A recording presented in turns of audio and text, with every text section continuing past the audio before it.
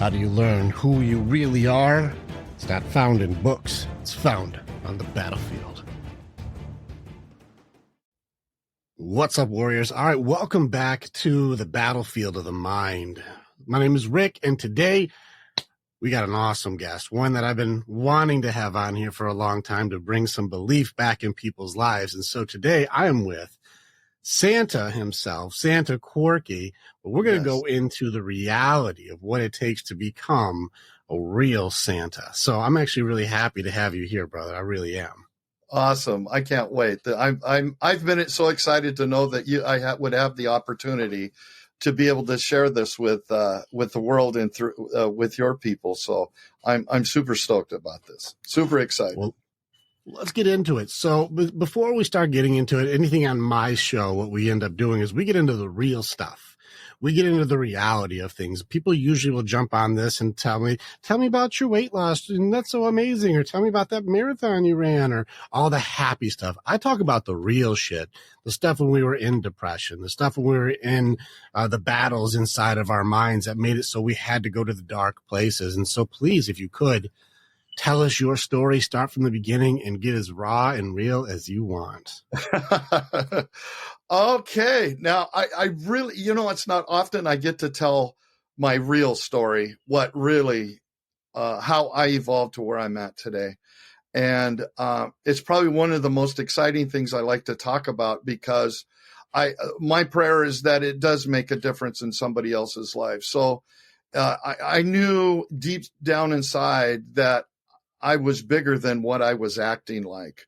I was way bigger than what I was doing, how I was walking through my life at that time. I was way bigger than that. And through that, I just started searching places that I shouldn't have been searching with this underground feeling that I had going on. So back in 1980, I was introduced to rodeos, and I had a wife and two boys, and just working at the slaughterhouse, just a good hardcore union worker at the slaughterhouse and pounding it out. And then I was invited to go to a rodeo with my cousin, and he's was a rodeo clown also. And he said, I need some filling. Can you help me fill in? He says, I got some gear for you. And I started doing the rodeo. And the first rodeo I went, oh my gosh, I love this. And it became very passionate. And what did come with that, though, was a lot of partying. For every weekend was a big party, constant. And at that point, my love for alcohol just really took over. And so I spent several years going through marriages and that kind of thing in the rodeo business. I could have probably done really well as far as going to the NFR, which is a national finals, and people were telling me that I could get there, but alcohol just started taking over and beginning to destroy my life at that point. And 12 years ago, I was homeless. Living with family on their ranch, and finally that ended, and I just said, that's enough. I have to stop. This isn't me. And I began to search. I asked God, my higher power, God, that if you could help me with this, I'll do whatever you ask for me to do. And I ended up at the mission as a volunteer, because at that time I needed to eat, but I thought if I volunteered and was of service, that's what I heard God say, is serve people. And I thought, okay, serve at the mission. So I'll serve people that way. And then at the same time, I joined a church that really made a big difference in my life. So at that time, I was going to church and I was at the mission. That's all I did. And then within a short period of time, they asked me if I'd like to work for them. The Union Gospel Mission hired me as a fix-it guy at their little thrift store And that was really perfect because I had my own little Santa shop. That was kind of the beginning. People would donate toys and all kinds of stuff, refrigerators, everything. And something always needed to be affixed. If it was fixable, then we could put it on the shelf and put it out there. So I began doing that. And then the mission needed a kitchen manager. And so I did that mainly because I'm not that big of a chef that I could feed 250 people, but I knew that God was behind it because I just had a heart for about 3 guys there that lived in the streets and they were trying to get out of the streets. So I convinced them to get off the streets, come live at the mission, and we'll start cooking together. And we made it a competition between the 3 every day. It would be one guy's turn to make the best meal, and they really got into it. They started turning their lives around. Now they're married. They have kids. It's just, and I went, oh my gosh, God, you are fulfilling everything that you said you would do if I would just surrender and follow him the best that I could and surrender to serving others. So, and that became my mission, is how many more people can I serve? How bigger can we get and in serving? And so and one thing I do know, to make any change in my life, I needed a spiritual walk.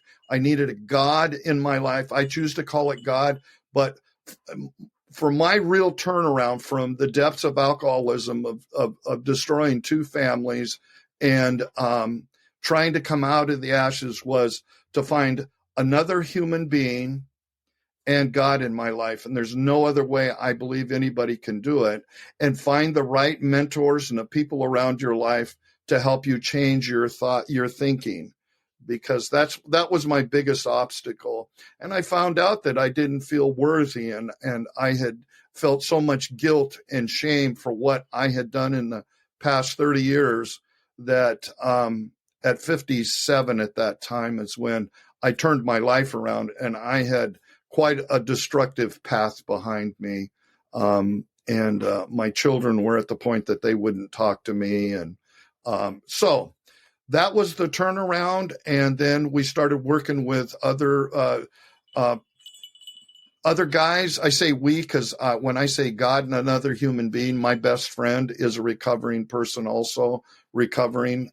And so together we helped each other at those times that we didn't think we could make it, and without make it as far as go back to drinking or whatever. So that's my biggest thing, is that you need a spiritual walk, and you need another human being in your life, and then surround yourself with people like Rick in your life, so you get a better direction, a better perspective. My best thinking 13 years ago got me where I was at that time, at the mission, homeless and lonely. So you have to get other people's perspective. So I really encourage you, if you're in that situation or you want to get out of that situation, to do that. This is so fun to be able to talk about my real life. Because I have this persona that I have to keep up all the time, and but the magic is a spiritual walk and another human being, another person, another guy in your life that you can trust 100% to know you're not going to get any judgment at all. And at that time, my best friend became my sponsor, and he told me stories about his life. And there's no way I could have topped that, as far as depravity that you go into for alcohol and drugs. And so I was real comfortable in sharing whatever I have, knowing that I wasn't going to get any judgment. So ask me the time, Rick, and I'll tell you how to build a watch. I'm sorry. No, I think you're doing great. I really appreciate you sharing all of these. And there's so much power in this story. There's a lot here that I think people will listen to it and go, oh man, those happen, but not really understand what it takes to battle through some of these things. And there's a few things that I want to point out and just kind of get more to those pieces there. I'm going to start from the beginning and grab up some pieces. First thing you said, as I realized early on, I'm bigger than my body gives me credit for. Mm-hmm. Right. I think that's all of us. And I think that this was part of where your journey began, to know that there's more to me inside. You know, my thoughts, my feelings, what my purpose is inside here is more than how much space I take up in this physical world. Right. You know, and I think a lot of people can relate to that. The emotions we have, the thoughts that we have, our dreams, our purpose, like this bigger than, you know, how tall we are or how wide we are. Right. And I think all the stuff that we listen to that's negative and isn't positive about our stuff holds that down and covers it up so thick. That was my biggest issue, is that I couldn't see that potential at the time until I started breaking free from that and knowing. And do you mind if I recommend a book? Okay. This was a life-changing book for me. It's by Ogmandino, and it's The Greatest Miracle in the World. And this was life-changing because I found out who I was in my, how God looked at me in my spiritual walk, and not how I looked at me or what I thought the world looked at me. Because the world looked at me like, man, that guy's got so much potential, but he's just wasting it. He's just wasting it, you know. But this book showed me the miracle that I truly am. And I really, really recommend. This is an old book. I've had it for a long time, but years, but I finally cracked it open early in my walk out of the rubble. And this was a great book. I appreciate doing that because if you just go through this, it's not that thick. It's an easy read. I would really highly recommend that. Ogmandino is the man too. That's cool that he started a lot of these movements too. Like he was a big exactly. You're so true. You're right. Dead on. Yeah. Yeah. So I really like that you said that too. You also said a sentence. I grab belief system sentences out of people's conversation. The way I thought the world looked at me versus how God looked at me. And, you know, these are the things that will create an entire infrastructure of the world inside of our heads and then call it true. We don't actually need any facts for this, by the way. We can just have a belief of what I think something is and then call it true. I think those people think this about me. They think I'm wasted potential. They think I'm just squandering my things. The reality is they thought about you for 5 seconds that day. Right. That's exactly right. We all have our own things. We all have our own stuff. They'll go like, he probably could do a lot more. Hey, who wants pizza? Like, We're not really thinking about people as much as people think people are thinking about you. Right. They're just not. We got our own bills and our own problems and our own vices and our own battles. Mm-hmm. And so we're thinking like, man, they're just thinking about me all day, just how I'm a piece of shit and how I suck. And, I'm the worst and I'm wasting all this stuff. And they're just thinking about how much I suck. And like, they're not. They're not. No, they are not. They are not. You are watering that seed that got planted within a couple seconds. And you're nurturing this doubt, this self-loathing, this esteem that's being cut down. That's you nurturing that garden. That seed was just planted and you don't even have to do anything with it.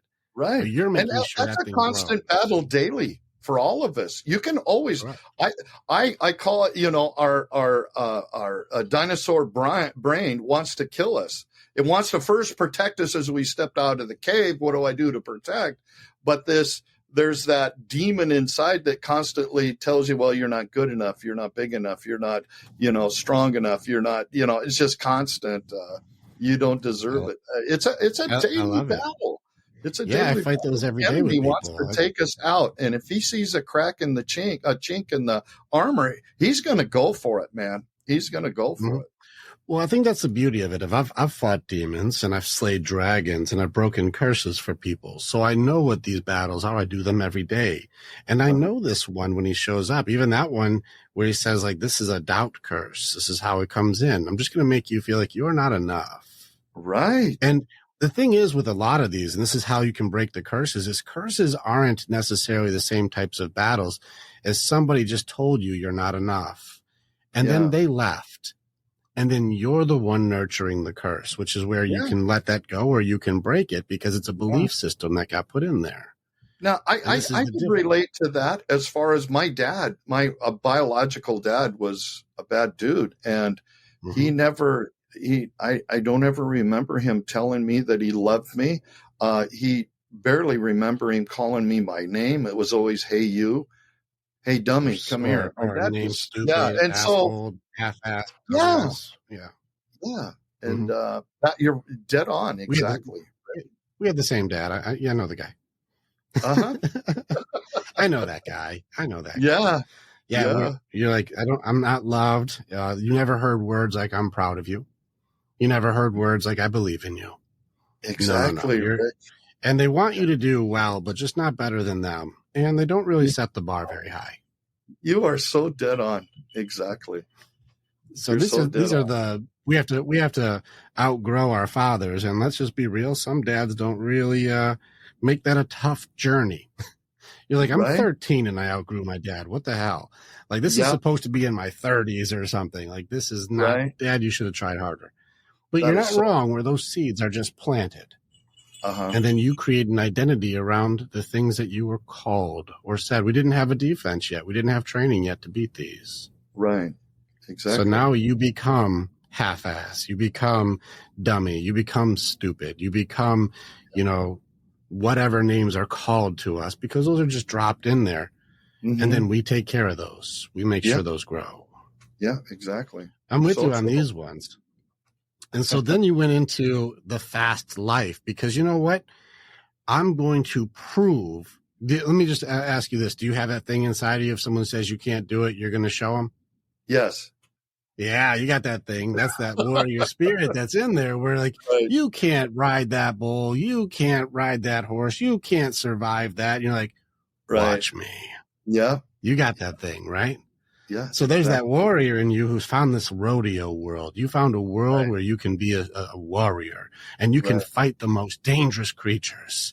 Yeah. You get to do the impossible. Exactly. And you're like, run around those bulls. I can hold his horn while he's attacking me and dance around him. Yeah, it was the dance of the bulls, and, danger. It brought me all kinds of attention, that I was looking for, tons of attention. Yeah. Yeah. And you never felt worthy. You never felt good when you were growing up and you knew you were bigger than your body. And now you had a place where you could show how amazing you are by doing something nobody else would even ever attempt to do. Yeah. Rick, can I relate something? You just brought something out and I haven't thought about this in a long time. Is I would be in front of a crowd of 5,000 to 10,000 people. The rodeo is just done. I did some really fun, creative moves and stuff. And then I have my barrel. Party's over. People are leaving the grandstands. I'm rolling the barrel back to my camper and through the arena. And I have tears running down my face because it's all over. It's gone. I don't have that attention anymore. It was soul filling at the time, but then I went back to my loneliness at that time. And that's when the drinking kicked in too. Because I didn't I was pushing it down. Well, you found the void that was empty and you were trying to fill it. Right. Exactly. And since those feelings were there and it felt good when you were on a high, I have to find something else to fill that with pleasure. I have to find something else to fill this. And this is where, like, working with other guys, even with me, where I would go, it's not about filling it because you want it filled. It's, do you know why that hole is there? So you don't have to have something else fill it up. Right. And right now this is the combination, and we're going to kind of get into where the addiction comes from for people. I make sure I remind people of this is you are not addiction. You are not, Santa Corky, the alcoholic, as they do in AA, I'm an alcoholic. I'm like, well, careful. We're creating a belief system here. You're not an alcoholic. I agree. And if you want, I can, no, I'm a recovered alcoholic. Yeah. I'm done. I don't you're a drink. Person who used to drink. Yeah. That's not who you are. It's just something that used to happen. Rick, dead on. Yeah. That's my total focus. Total. I love it. So we're here. So this is where you get into, it was something that there was missing from your life that you didn't know how to work on. And so I have to fill it with a distraction. And right now it's the rodeo gives me the distraction. I feel good. I feel seen. I feel loved. I feel wanted. I feel appreciated. I feel good enough. I feel worthy. Yeah. And then the show's over and I'm alone again. So I'm going to go party with friends so I can try and get that high again. And I don't want them to see me for who I am because I don't like what that thing is right now. And so I'm going to be the star of the show again. Right. Exactly. And I'm going to take my inhibitions, throw them out the damn window and be the wildest fuck you've ever met. Exactly. Yeah. But there's a toll though. And that's and where then that price women tag and the women thing come in because I got a lot of attention and that was a whole nother addiction. You know, you're a bad boy. I didn't say I'm a good guy. I'm wild. I'm an untamed stallion. Yep. There would be one Friday night or two or at a time or Saturday, another different one. Santa's a wild horse. You can't tame this pony. This feels so strange talking about when I'm in my suit. I mean, it's a different planet though. But this is part of the evolution is like, where were we? What did we have to go through? And it's part of the evolution. And you'll see where I go with this to say like, awesome. You know what, we have to go into the darkness to be able to find the light. And so there's a lot of people right now who will be listening to this who are struggling with depression, who are struggling with the dark thoughts that make it feel like their identity is routed in a diagnosis right now. Their identity is routed in a trauma they don't know how to actually work through or train out of. People who are only doing half of their grief and they're running into being diagnosed with bipolar because they only know how to do radical acceptance without actually doing grieving. So this is like, is what it is. Totally fine. Whatever. Can you back up a little bit? What's the radical acceptance? I like that way you said that, but I'd like you to double click on it a little bit for me. Let's do it. So radical acceptance, we're going to get into people. Let's just kind of grab the ending and then pull it backwards. Okay. How much would you like it where people could just be open and true with each other? Like you said, with your guy, that's your guy. I want to have 100% trust and I want to be open and honest. Right. Yeah. And how lovely is it to be able to say, like, I can tell you the truth, the bottom of my heart truth, and not have blame, shame, judgment, and guilt applied, even offense. Gosh, that is just total weight falling off. And we've made a practice of doing that on the daily, not daily now, but often if something comes up that, hey, I just need to talk about this because we've done it in the past really often through our recovery process. But once you've done that, it's enlightening because you've opened up a whole new corridor that you don't have that veil over your eyes anymore or over your spirit, which opens up so much more for you to grow and get out of that. It's absolutely, you know what the cool part is when you listen to somebody doing it, when you're working together doing this, it's absolutely freeing. Like I've never been so free because they spent 57 years hiding behind all this crap. And then to be able to go, yeah. And it's I call it peeling the onion. You just get deeper and deeper in it and you get freer and freer. And then you get to the end of my story where I am now and what's happening because of the, and I know we'll get there, but. Stay with us. We'll be right back. Warrior, thank you so much for being a part of the information that we have. And you're part of our story as we are a part of yours. It's very much an honor to be able to connect with each other. If you want to know more or you want to get started with working with me or working with our warriors so that you can begin your path to authenticity, strength, leadership, and accountability, this is the way. Together, we are way stronger. Now you get to choose. Do you go forward or keep doing what you've always done? If you stay where you're at, hey, click on some of the stuff and follow what it is. We got motivational stuff. We've got podcasts. We got more things. Just subscribe and do the stuff and we'll keep you updated. But if you want to start going in, start jumping into what our programs offer and start your journey and being the hero in your own story.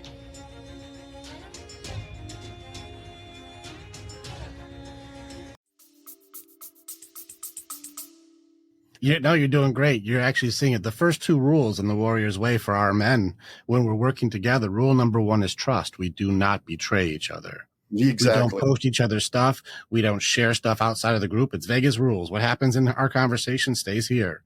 Exactly. Rule number two is no blame, no shame, no judgment. What has happened, and each loss is meant to teach us a lesson, and each mistake is meant to teach us to grow from it, not be shamed or put down or judged for it. Those things in the past happened already, and we can't change them. That's not how time works. Right. Exactly. And that's part of what go ahead. That's part of what it is for between Chris and I, my best friend, is that there's nothing that I could do because there's nothing he can say to me because I know what I have done. So who am I to throw a rock? I can't judge because of the craziness I've done, Correct. But this gives us camaraderie. But this is getting into the part where what's the problem with truth, though? Like you said, 57 years of truth was able to be corrupted, able to be manipulated, able to be omitted, able to be hidden. And I can give you a reality now with truth that I want you to see. This means I can control the way you're allowed to know me. Yeah. I can control your perception of me. I can control whether you think I'm a badass or if I'm a big softy. I can control my failures and I can control my successes by only telling you what I want you to know. Exactly. This is the reality most people live in. Even right now in my new book, I've got a whole chapter on trust where it speaks that the realities that we share, and this is why dangerous sentences for today is my truth. Yeah. It's very dangerous because people are now arguing that their one point of view on seeing something is the only point of view that matters. This becomes dangerous. And so when people say, I want the truth, well, there's a problem with the truth because if I say this is where I see it from, and someone else says, no, you're wrong. You're wrong. You're bad. You're an idiot. You're stupid. You're a moron. You're an evil person. You're blah, blah, blah. Point the finger, blame, shame, judgment. Right. Well, there's a missing piece then. People can't have radical truth. I was reading on a lady who did radical truth for a year, and by the end of the year, she was completely in a hermit status. She was isolated, didn't have any friends, and couldn't be near people because you can't just radically tell the truth without a piece. And that piece was, let's double click back on it, radical acceptance. I need to be able to accept what you're saying without going in on you or getting offended. I need to be able to hear where you're coming from with curiosity and not condemnation. I want to hear, well, what do you think without taking it personal? And this is where we have to practice the acceptance aspect. Now, the reason you weren't able to get to acceptance is because you were still stuck in denial. There is a reality of worthiness I do not want to even look into because it hurts too bad. And since I can't even look in there, I need to distract myself from that bad feeling or the way dad treated me or how people weren't really ever acknowledging or noticing me. I don't want to think about that. I just want to fill that void. Yes. And so then distraction comes in, and that's where alcohol or rodeo or girls or whatever comes in. I need any external validation to either numb that pain or to distract me from that pain, but there's a cost to each of those that starts to wear you down. Yes. So we have to go through the phases of acceptance then. And this is just the grieving cycle that most people don't understand is a skill. It's not something you're born with. It's a thing you learn to go through. And I train it hard. You have to go past denial and accept reality of what is. So that way you're not stuck in a fake persona. You're not stuck That's what happened. That's exactly what happened. I looked at my surroundings going, look, you're homeless. Basically, I ended up in a 20-foot trailer in a dive trailer park. And I used to be a business owner. I owned, I was done really well a few times in my life, but that kind of thinking always took me back. But then it came back down to I had to stop and get real, get out of my delusional thinking. And that's where I needed another God and another human being. Like I said, my best thinking got me here. Now what? Is this you? You going to end up here? No. Exactly. And this is where we'll lean in, like where the reality check had to come in. And we're going to get into surrender. We're going to get into that. Trust me, I have a story that's going to connect with you on this. Awesome. And this has happened over and over again. Now we have to go into bargaining. Bargaining is the phase that it slips under the radar pretty often. People don't notice bargaining as often because bargaining disguises itself up as the fantasy. That if only I had this, then I could have this. If only I can perform well enough, then I'll get love. If only I'm tough enough, people will love me or appreciate me or notice me. If only I'm fun enough. If only I'm wild enough. If only, and we create these imaginary universes that we're in. And then all of the red flags, we don't see the red flags. We don't see them anymore. You know why? Because bargaining is rose-colored glasses. All the red flags just look like regular flags. And so now whenever I'm working with people, yeah, you got it. Now whenever we're seeing the world and we're looking at the world this way, everything looks very different. And so when someone goes like, hey, there's that really bad, red flag right there, you're like, looks like a beautiful regular flag to me, and I love it. Right. I'm going right into that, no problemo. And so here we are, no longer seeing what is because we're calling it what we want. Yep. We can stay in here for a long time. People get stuck in bargaining because it comes in through a pleasure system. It's very dangerous. Right. But then at some point, the veil has to be lifted. At some point, you go, oh, no. The glasses had to come off. And I go, there's the real thing. And that's not good. I can't call it what it is anymore. We have to get to acceptance that that's not, fantasy isn't there anymore. Right. Then you have the ones where people try to really suppress. And that's anger. why at that time, when I pulled those rose-colored glasses off, I had to put on a new pair of glasses. And that's, now you can see because those weren't prescription. Yeah. Right. Now I got prescription. Those rose-colored glasses weren't even prescription. They were just masking the bad things. Right. Now I got prescription glasses, and now I see what that is. Yeah, exactly. This is why having the trusted friends. Things started getting more clearer. I started looking at things in my life. It became more clear. Oh, when I do that, that's where that pain comes from. Yeah. If I do this, then the pain goes away. And Now, which direction did you go into? If I had to guess, the first half of your years was more anger. Now, what direction after I put on the different during the madness? Because remember, part of the grieving systems that people don't go into is anger and sadness. Those are the two that people try to suppress the most. Young us is quick to anger. But as we get more into our feelings and who we are, it gets a lot more sad.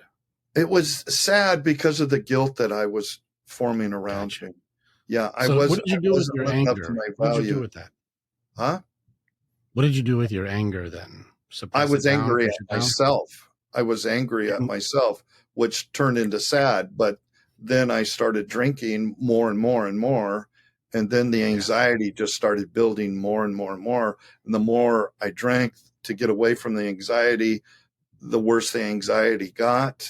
And so you were shame stacked with fear. So shame stacking is where it's where guilt can start off with, I'm sad about something that I did, but shame starts getting into, I'm sad for what I am.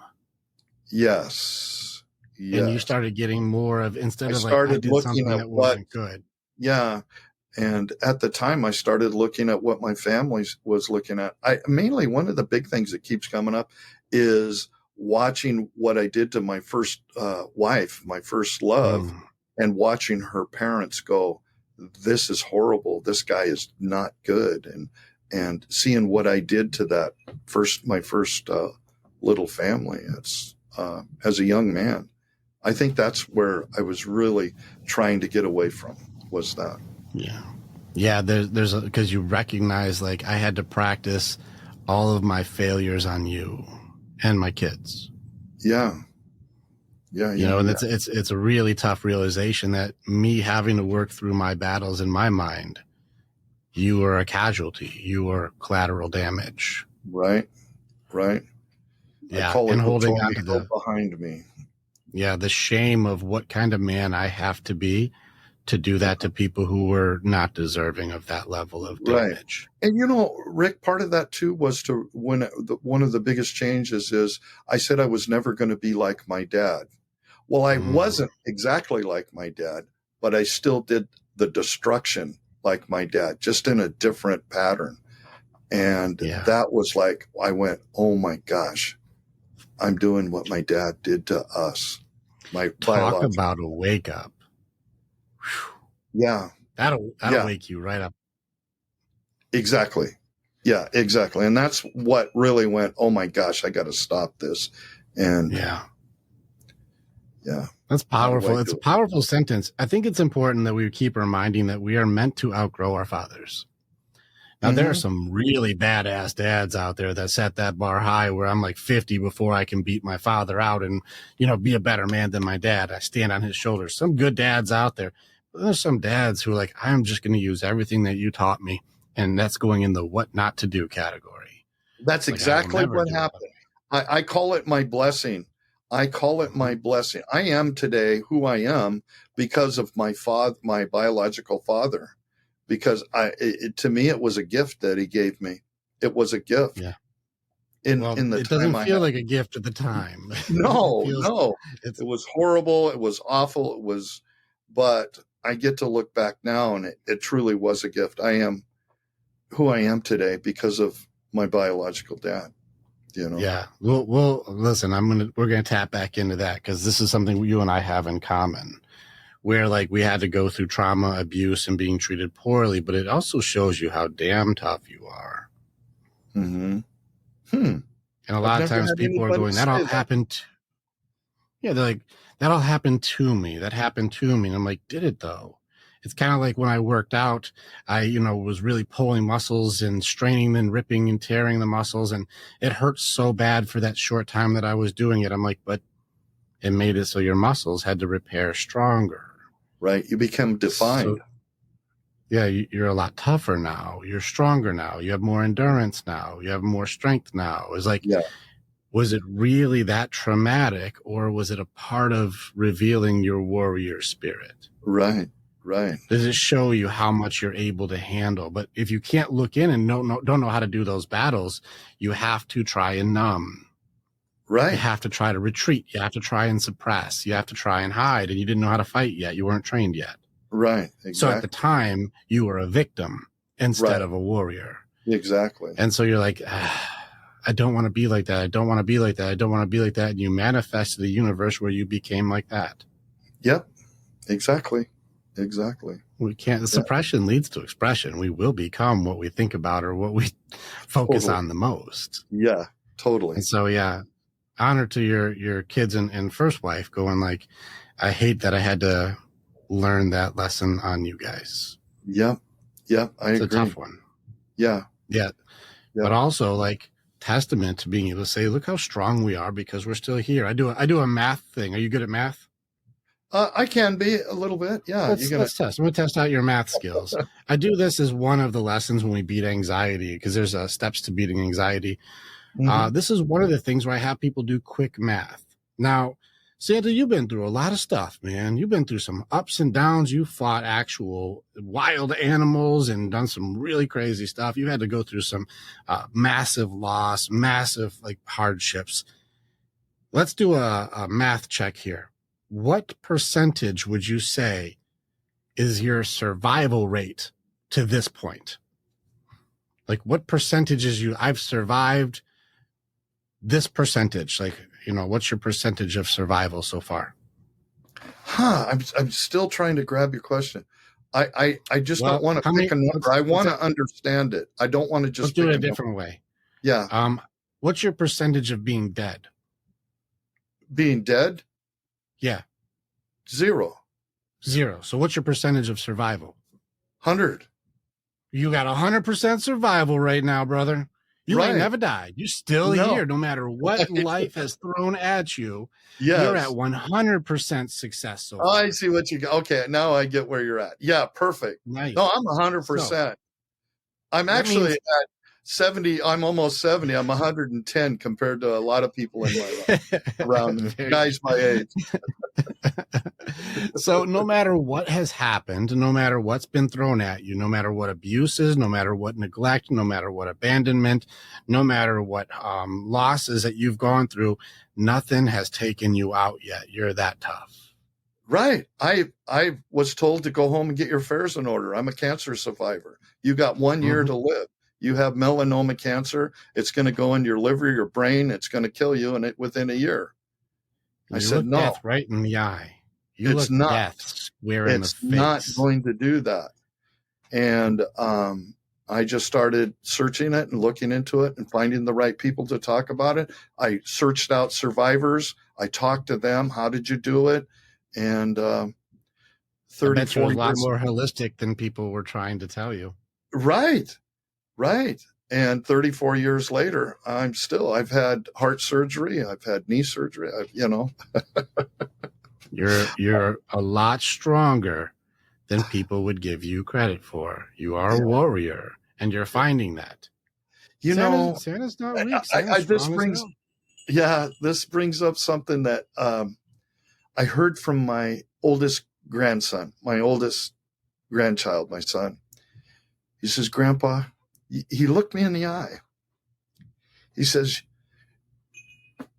you're one of the toughest men I know. And I went, if I died today, I'm good. I'm good. If I died today, I'm good. When your grandson, he's 21 years old now, looks at you and says, Grandpa, you're one of the toughest guys I know. Lord, thank you. This battle's been worth it. This battle has been worth it. You're leading the way by example. Yeah. And you give him hope. Yeah. You give him an example of, man, my grandpa showed me there's a way I can fight. There's a way to get stronger. And that's been one of the biggest thing I wanted to do after the whole destruction, the tornado's done. I'm coming out of the disaster, is to leave a legacy. That is. Well, after volcanoes erupt, there's still life that comes after that. Right. I live right next to Mount St. Helens. I can tell you that. Oh yeah. Then you know. I can see the tip of Mount St. Helens from our mountains. There's still some little bit left and you can barely see it. But yeah, that's a good point. Now I'll look at it totally different, Rick, and I appreciate that. It's really great. Yeah, you had your volcano years, but after the volcano cools down, right, life begins again. Right. Yeah, I honor you. Thank you for having the courage to share that. It's a beautiful moment. Yeah, thank you. Very, very cool, man. Very cool. And that's one of the things I've learned to do in this time is to be vulnerable and show your feelings. It's okay, man. It's okay, man. People want to see you in that.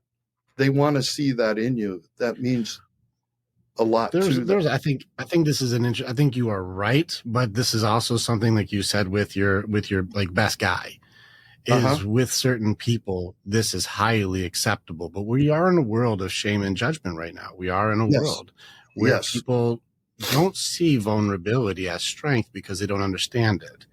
And it is shamed for being called weakness, even though that was not weakness. That was a powerful moment that you had a connection with one of the most important people in your life. But people are like, why is this guy crying? It's like he's crying because he has a good ass heart and he didn't repress his heart. He has the courage to put it on the table and say, I love this kid and this kid loves me and he sees me.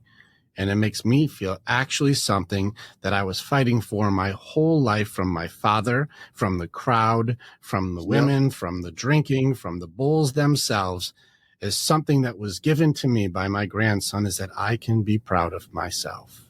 Yes, exactly. Yeah. And for the first time in my life, I can say, I am worthy of being proud of myself. Yeah. And my grandson can give me one of those moments and I can accept it and have the strength and courage to accept it.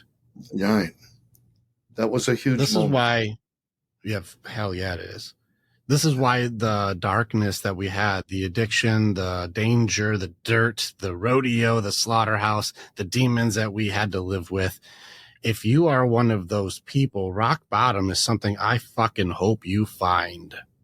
Yeah. I hope you find that day when you're in the trailer and you're trying to just like, what the hell have I done with my life? I can't wait for you all to have that I just lost everything or everything fell apart moment. And they're like, what are you saying, Rick? That sounds horrible. Yeah, maybe it is horrible. Or maybe that's the thing that you need to wake up and start becoming what you're made to be. There's that word that you said, I want to get back to. You talked about this word, surrender. Ooh. Right. People don't like that word, especially if you're a mind side and body side warrior. Mind and body, well, surrender means quitting. Surrender means failure. Surrender means giving up. Surrender means not good enough. Surrender means validating that I'm unworthy. Surrender is bad, right? Mm-hmm. Mm-hmm. But if you go or letting something or someone else have control. Ah, yes. I can't surrender my control. I can't surrender that. No. Yeah. I'll be hurt. That's stupid. Why would I even invite that? That's dumb. Right. Exactly. But on the heart side and on the spirit side, I think that it's a yin yang when we're training our warriors that we have to have all four: mind, heart, body, and spirit. We have all four. Mm-hmm. But we have to suppress parts that don't feel natural. And you said I had to tap into spirit. I can relate. I is very strong heart or very strong mind, very strong body. This means battle plans, tactics, and action. I'm your guy. Let's go. What's the plan? Let's execute. What's the plan? Let's execute. Let's go get into the danger. I got you. Right. But my heart side shut off. Ever since I was a little kid, shut off. Yep. Thanks, Dad. Thanks, Mom. Yep. That's where we were at. Yep. And then we had spirit side. Spirit for what? Because I'm sure at some point religion was fucking nonsense. Right. Like at some point people would use this as a weapon. And even still, remember, I was mind side. And so I don't know if you can relate. The Bible for me was a weapon, not a connection. Oh, wow. I would go, oh, did you read even the chapter before that? Because it sounds like you don't know your shit. And I would start tearing people apart with their own book because they didn't have faith in that yet. Right. And so I would use the knowledge as a weapon. Oh, you did the Lord's Prayer today? Did you read that right before that? Jesus said, don't repeat this over and over again like the Gentiles. Read your own book. You know, like I would go at people with their own thing. And so I would weaponize the Bible. I was let's go ahead.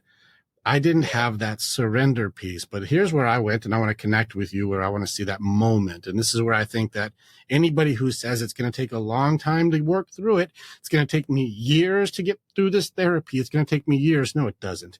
It takes the moment that it clicks. And what I mean by that is I remember I went through the psychology, I went through the philosophies.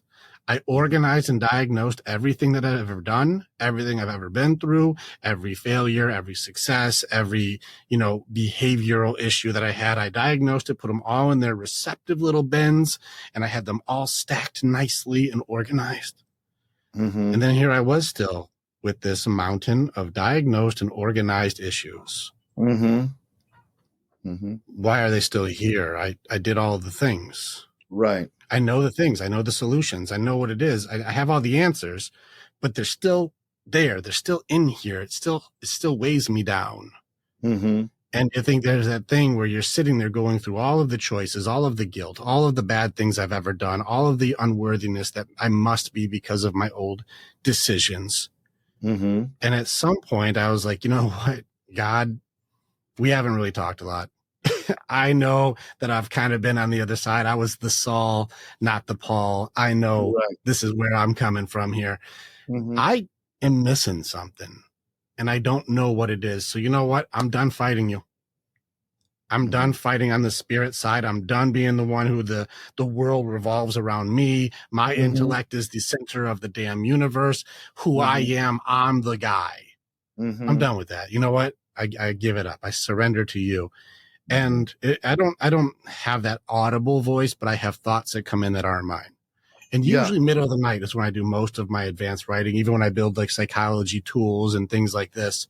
When I build these come in the middle of the night. So there's a veil there that's weaker and God can get thoughts in that weren't there before. And I remember in that moment having that, give me your mountain of stuff, because to me, it's less than one grain of sand. Mm-hmm. And I was like, what the hell does that mean? So I was like, you know what? Okay, fine. I surrender. I surrender. Spirit side, I surrender. I'm going to give up.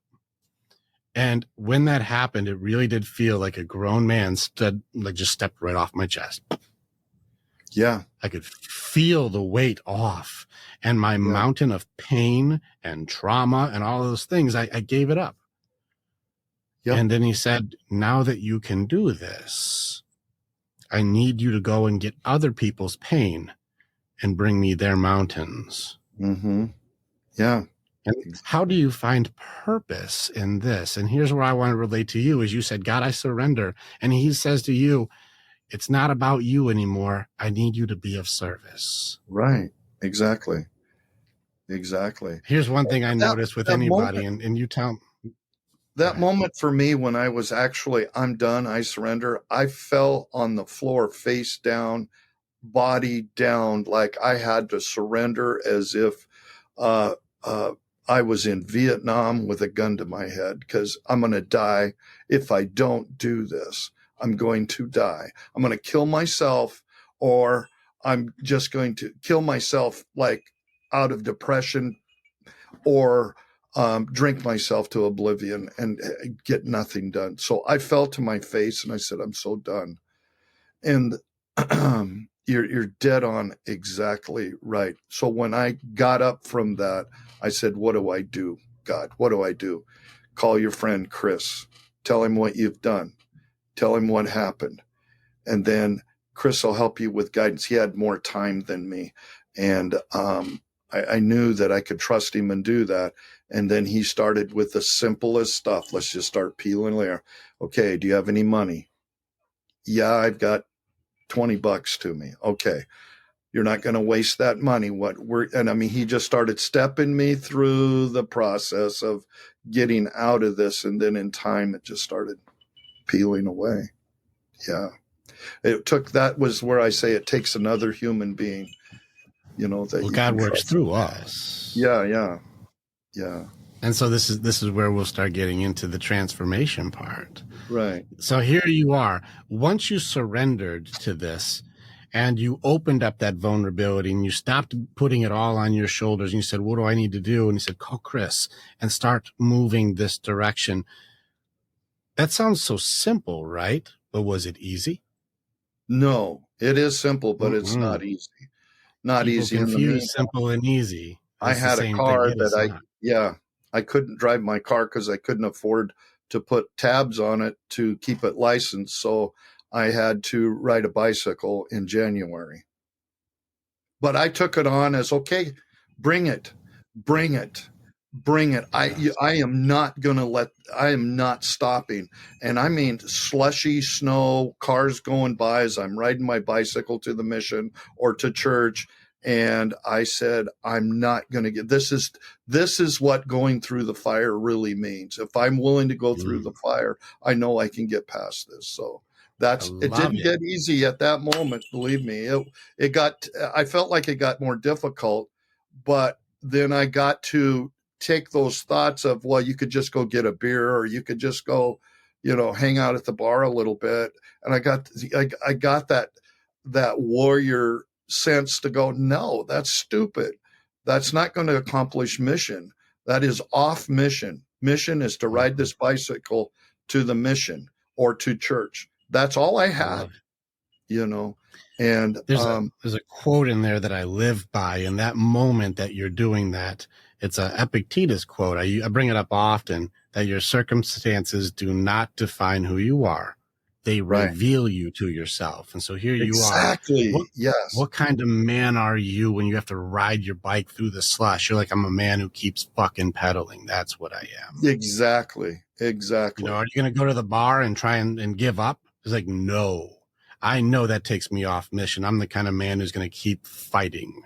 Right. And you through loneliness. I had no other person in my life through lonely, other than I started gathering my mission buddies that I was pouring into at the time, some people at church, I could go, then it just starts getting a little better every day. But I took those challenges of, okay, I'm supposed to go through this. This is what's going to temper the steel within me. Now, here's one thing I want to see. What did you find when you started tempering that steel, doing the hard things. Because I don't believe that when God finds your purpose, I don't think God asks easy things. What I do is not easy, and what you are Right. doing is not easy. Right. Like, we had to go into the dark and help pull people out. We had to be of service for those who need that person. They need their Chris, and you became a Chris Kringle, but we had to become a Chris to pull Right. somebody out. And we have our mission where you may Yeah. have been able to bike ride your way through and or out of hell, but now it's time to go back and get more. Right. How do we And start getting that one that thing? was the blessing in all this, because the guys that I was working with, pouring into, related to me, going, wow, yeah, Corky's doing it. So when they had their challenges, when they had their stuff coming up, they would come to me, and we would, I'm telling you, once I woke up from got up from the floor, I felt I had a superpower.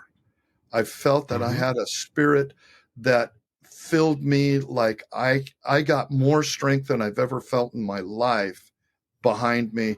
And my friend Chris supported that every step of the way. So, and I watched it come true. I saw it come unveiled to me in front of me, which gave me more strength, which built on more power, which built on more, okay, guys, we're going to go to the, a thrift store, and I'll make sure that you guys get bikes too. And then we would go bike riding together, and we had a team, a crew. We were building meals for people that they were going, this is incredible. I mean, homeless people would come. It started growing and growing and I just watched the superpower just start coming alive. And next thing, we just got an army of guys just really tearing it up and surviving and going back to work and getting back with their families. And hopefully I didn't go too far ahead. No, I think it's beautiful. It was that surrender that turned everything around. It was that surrender, Rick. We get 10 times stronger when we surrender on the spirit and heart side. Right. This is where the world, I think, is missing something right now. Is we have the second oldest religion is taking over, and that would be meism.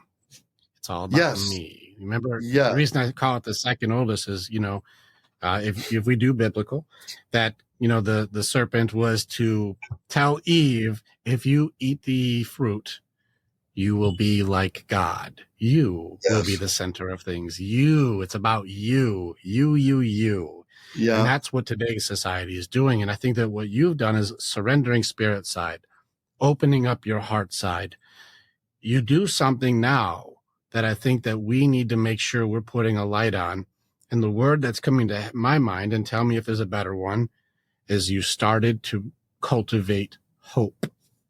Yes, there is hope. I started seeing hope for my life turning around. My family started coming back. My youngest son started coming to the church I was going to. His family started changing and doing some things. And it really, I saw that my greatness is my goodness within me. That's my greatness, is that goodness.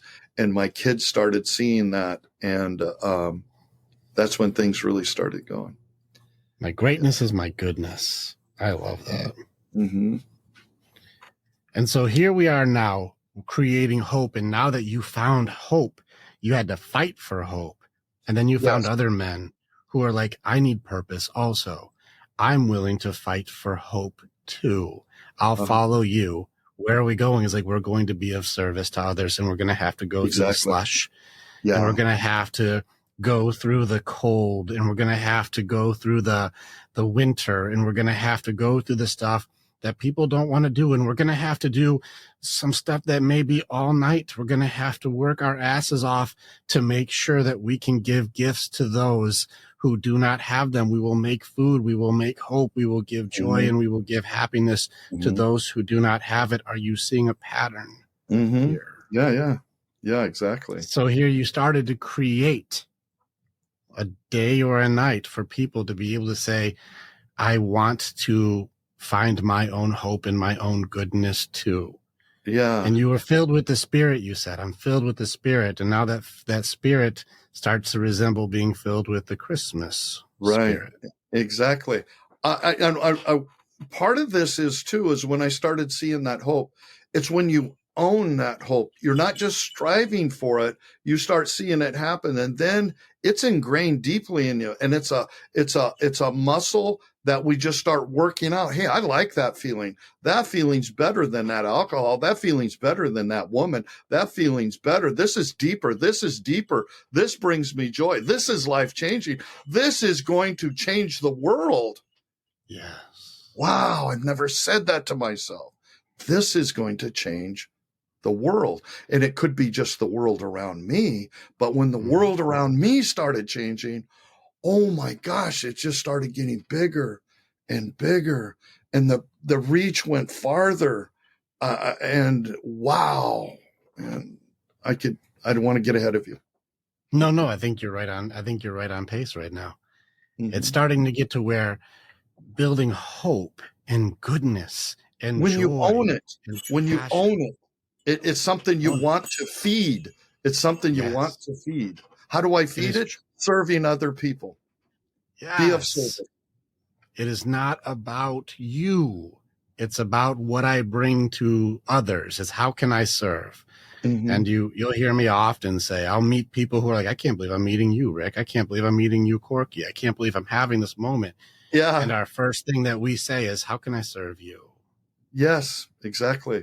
What are your expectations? That was my first question, Rick. How can I feel your expectations? Yeah. And we're both trying to serve each other. Right. And that was so honorable. Like you said, Corky, I'm so honored to have you here. And then you brought your wife in, and she was and I'm going, wow. And it all started from feeling that hope.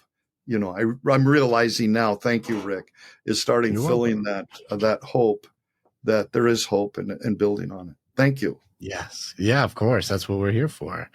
And finding those different pieces. And now your worthiness is manifested in your goodness. Mm-hmm. Now what you can do for others has filled your spirit.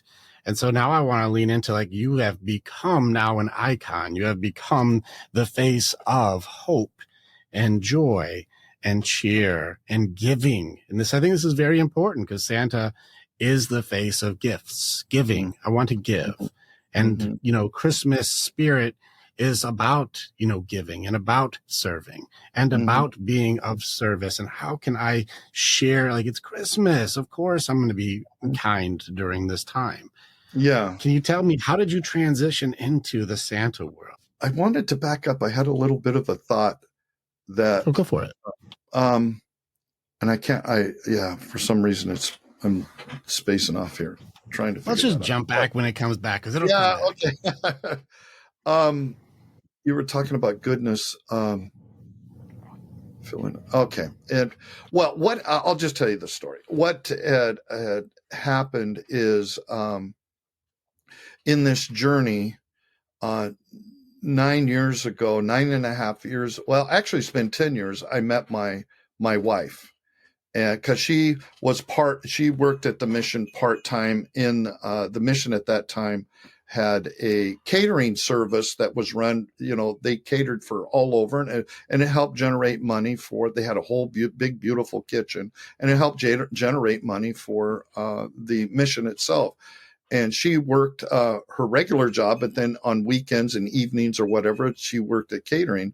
And she happened to be at a veterans event, and I'm a veteran. So I went there because my guys were that lived at the mission were helping serve at this meal that they were making for the veterans.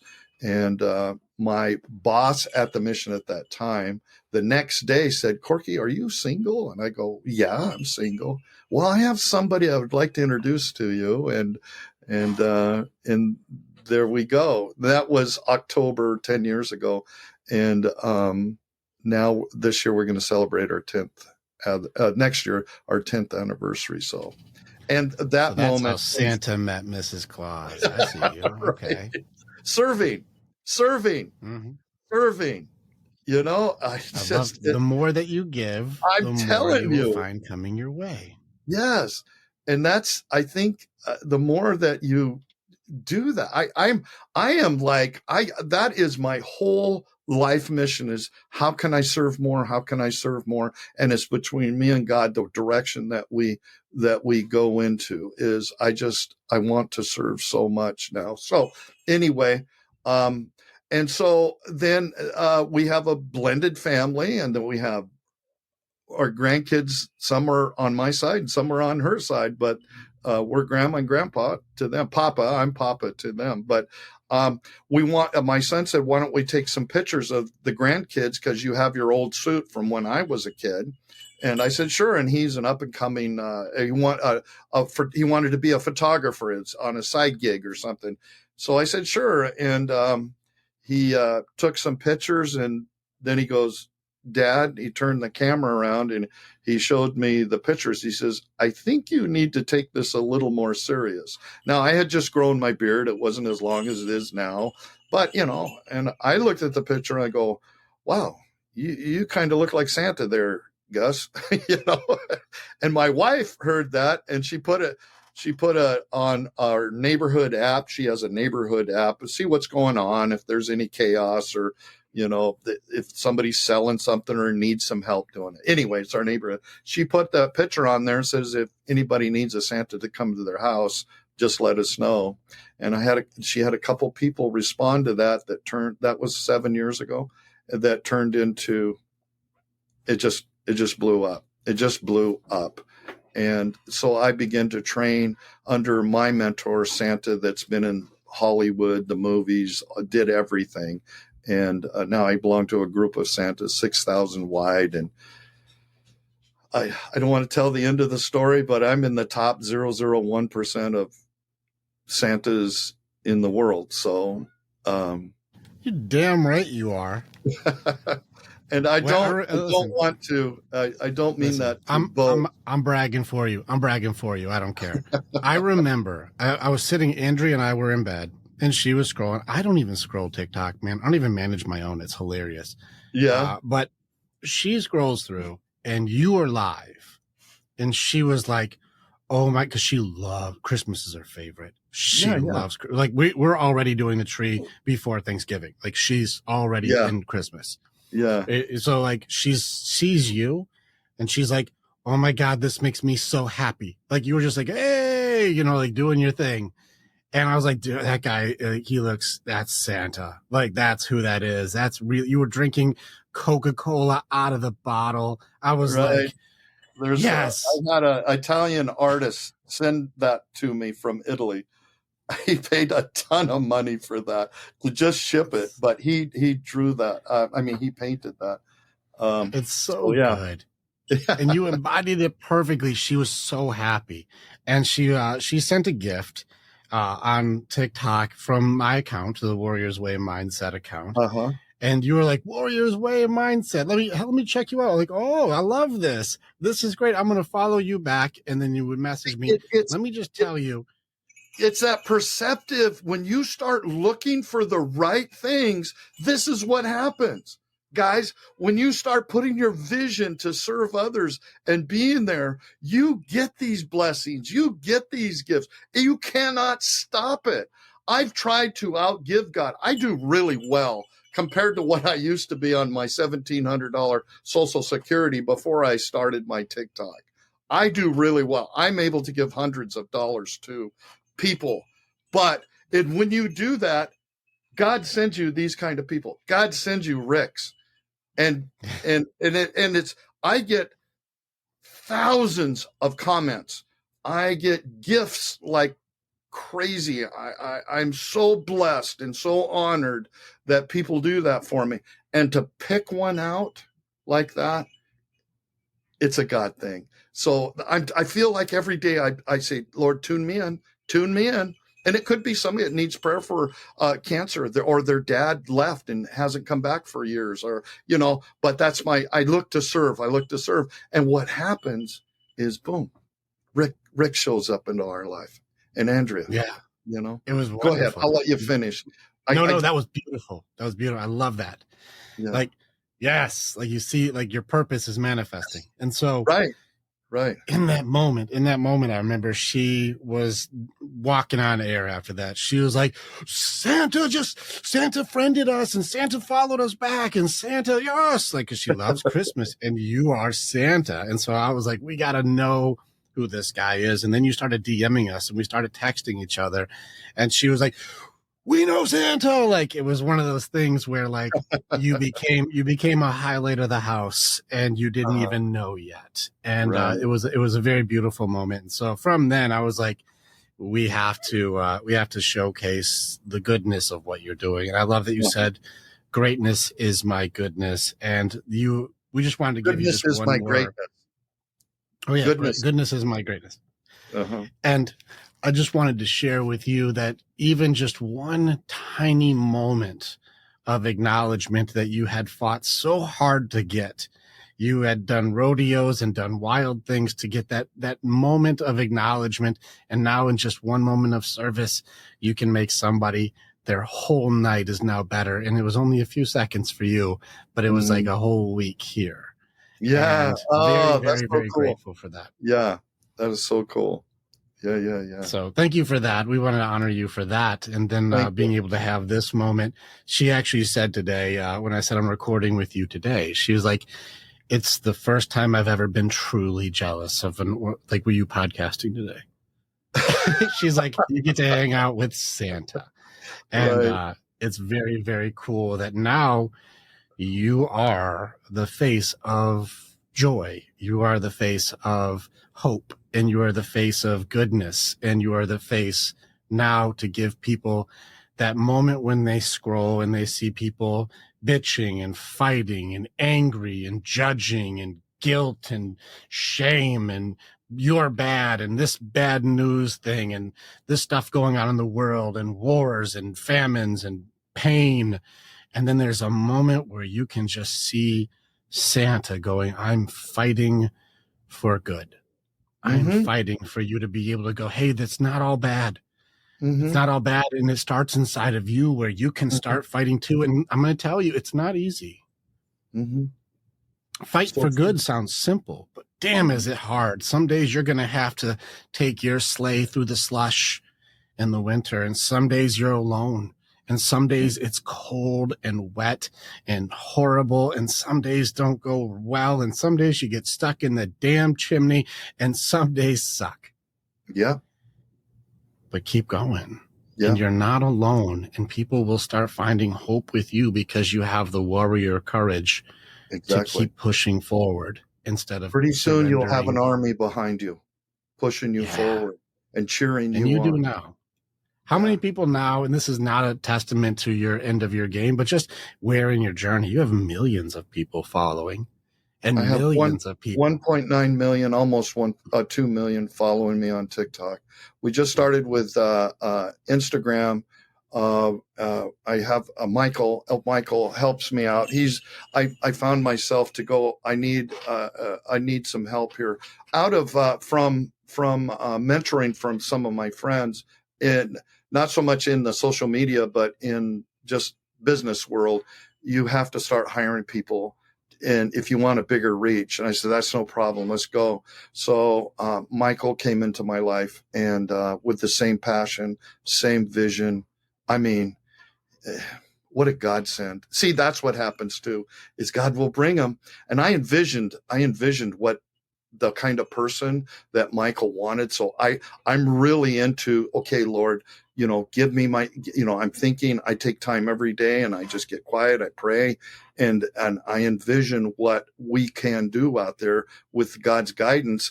And I envisioned a Michael, and Michael is above and beyond what I could ever envision.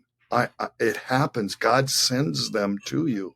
God provides those people by just visualizing what you want in there. When you find out that God has put you on a mission and a passion in your life, it could be, I don't care, sports, whatever you love, whatever you really, truly love doing, go for it and ask God to help you. How can I serve more through this? And anyway, I got off on a tangent there, but God will send them to you, I think I'm going to add one more piece here that And you can change this if you need to. But when I think about that connection to God, I do go to the source and I read how Jesus would do it. And he said, when you're going to do these prayers that Corky's talking about, when you're going to do these prayers, go to your bedroom, shut the door, and talk to him, because he knows what you need already. And just talk to him the way you talk to him. You don't have to recite something over and over again. Go in and talk to him like you would. He knows you swear. He knows what your stuff. He's not mad at you for that stuff. That's fine. Talk to him. Right. And close the door. This isn't a spectacle. You don't have to be at church. You don't have to do it any other way. You can go and just talk to God the way that you talk to God. And I think that that's something I want to really leave with people. To fill yourself with the Spirit doesn't mean you have to be a spectacle. The way that you do it is when you give your heart and your surrender to God, no different than when you give your heart and surrender to the people that you love. Right. And I believe in surrendering every day to start my day. And when I'm in the process, this is truly what has changed my life. Is I've always been in prayer and I've been yakety yak. Okay, God, I need this, or what do you want? Blah, blah, blah, blah. I don't do that anymore. I go, okay, if we're going to have some communication like we do with Rick or our friends, I have to listen. So I'll say, and I start my prayer off by honoring and being grateful and talking to him a few grateful things every day, that I just got quiet, and I say, thank you for this beautiful day. Thank you for my family. Thank you for the roof over my head. Thank you for everything that you're providing. I am so honored and you loved by you, and you're showing me that love right now. And I just worship you and thank you for what you've done in my life. And then, what do you want me to do today, Lord? How can I serve? And then I shut up. And it's uncomfortable. It's uncomfortable because my mind wants to go, hey, I got to get on Rick's podcast here at 9:00. I got to, I'm all over the place, but I got to okay, shut up.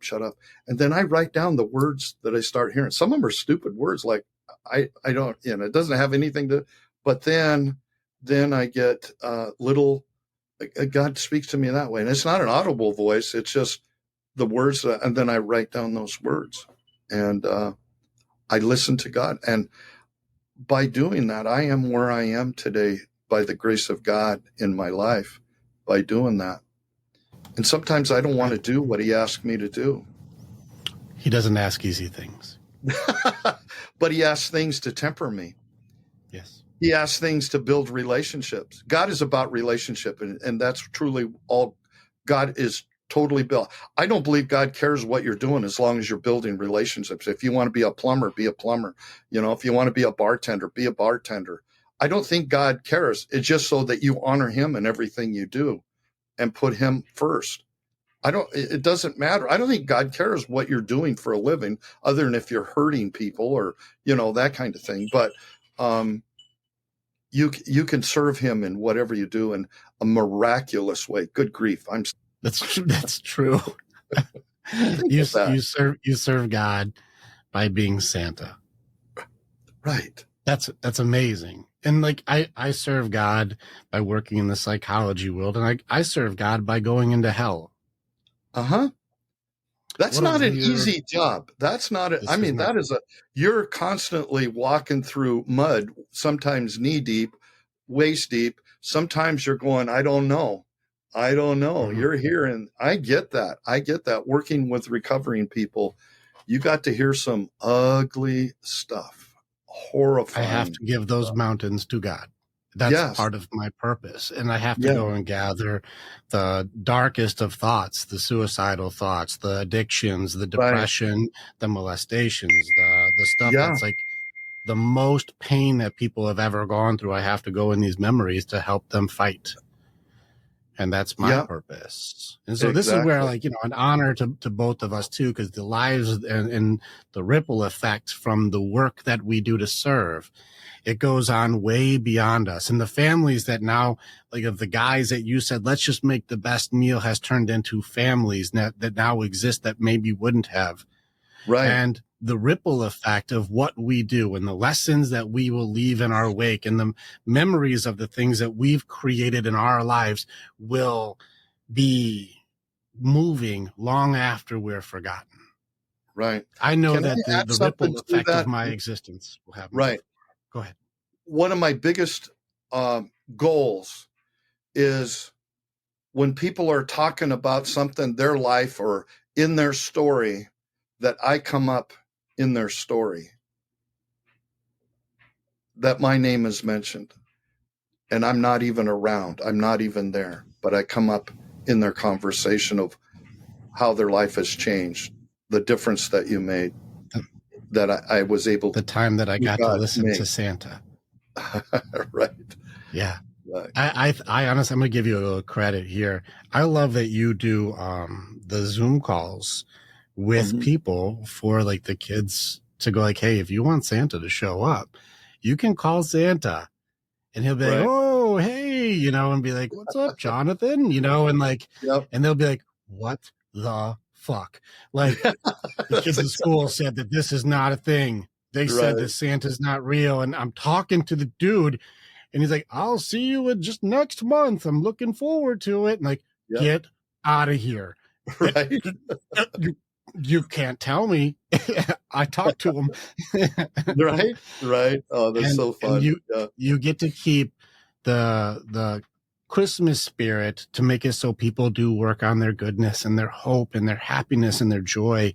And you get to actually give people a tangible moment. And so I think you may be able to leave these memories, these core memories of these little kids that you get to talk to.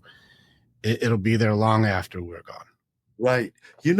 Even along with that is that I have so many adults in there all the time, and they go, I get to hear it all in there. I'm so fortunate that you're bringing out the inner child in me. I go, yes, because if you could bring that innocence back out, that feeling of love, passion, it may bring you to tears because it brings back memories of your mom or your dad that's passed away, or a grandma, or just bringing back that feeling of warmth, togetherness, joy, magical. If I can bring that in there, then I've affected the adult. And if I can affect the adult that way, I can change the world, because then they start their day going out and making a difference. And I put up a little video, and at the end of the video, I said, please just go out and make somebody smile. And that video just absolutely, it got a lot of attention, because go out and be yourself, be the person that God intended you to be, that you wanted to be. But if I can bring that magic out, you can. Just because I got the white hair and the white beard, that's just part of it, because it's inside you. It's in there, just ready to come out to fill you up. Your cup's going to get so full that it's just going to start overflowing, and people are going to be gathered to you. People are going to be attracted to you. That's what makes you attractive, is that spirit within, that spirit to serve within. That goodness needs to keep coming out. And all this other stuff, that the alcoholism, the pressure, the addiction, the food addictions, the side woman out there, all that stuff you think is filling you up doesn't even compare to this. And believe me, I know. I know. Okay. Santa knows. That's such an awesome place. Yeah. Santa, thank you so much. Thank you for all the service that you do. Thank you for all the help that you've given, and thank you for the hope that you're bringing back into people's lives. Thank you. Thank you. Thank you for the opportunity. Thank you so much. If we can do one more thing of service, if people were to say, I want more of this, how can I have Santa be there for me? Where would you have people go if they're like, I want to have time with you? Or where do you want them to go to be able to get more of what it is that you're bringing to the world so they can help others too? Where would you send them to? Well, if you're doing it, I would suggest you go see Rick, guys, males, if he'll help you walk through a lot of this. But I'm on TikTok as Santa Corky. That's Corky, Santa, Corky. and make sure that you have to see the 1.9 million, because I have hundreds of people copying what I do. And if you see 1.9 million or 2 million, that's usually me. I do have a Santa. He's probably online right now. He's robbed me my lives. And anyway, that's not me, because it's got to say Santa Corky on it. So, and then on Instagram, it's Santa Corky also. We have about 11,000 followers on there and growing. And then YouTube, I'm on Santa Corky on those places. So I go live nearly every day. Most every day I'm live. So if you want to bring you and your family in there and help me spread the cheer, share it with other people.